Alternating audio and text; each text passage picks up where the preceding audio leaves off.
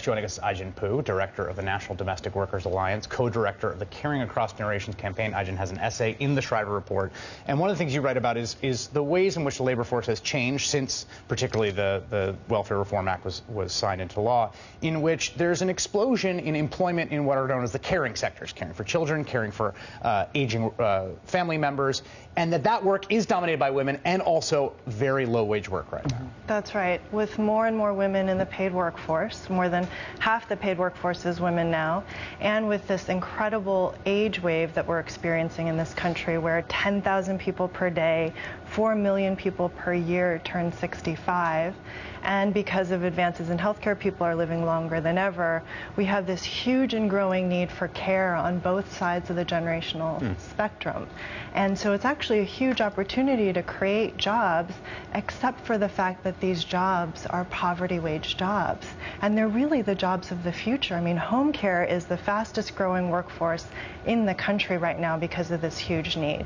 If we could figure out how to turn these jobs into good jobs that you could take pride in and support your family on, it could be game-changing. How do we raise the wage that these women, primarily women, get for taking care of our parents, our children, supporting the women who go out to work? Well, we raise the minimum wage, and we should really be thinking about things like paid leave, right? The Family Act, paid sick days, all kinds of measures that really support both work and family, a better quality of life and more opportunity. Do you see the political will there? Do you see the will amongst the people that you work with and the people who employ the people you work with? I think more and more people are recognizing that the experiences of working women are increasingly defining of the entire economy and society. If we think about the fact that more than half of college graduates are women, more than half of the electorate are women, right? And women live longer than men. We're a huge consumer force. I mean, really, we're not a special interest group. We're really defining of the whole. I think people, Chris, see Nancy's story and say, like, that could happen to me. I'm middle class, upper middle class, I'm doing really well, and all of a sudden I'm living off my 401k. And I think what I'd like to hear from you is, what do you say to an economy that doesn't have a place for you, as someone who can do work, who has skills? I don't know what I say to the economy. I can tell you that I'm not unique, that of the 13 people I know that are unemployed, of women that are unemployed, 10 of those people are educated professionals with lots of experience. And you're living off your savings right now. I'm living off my savings. I hope that something opens up for me.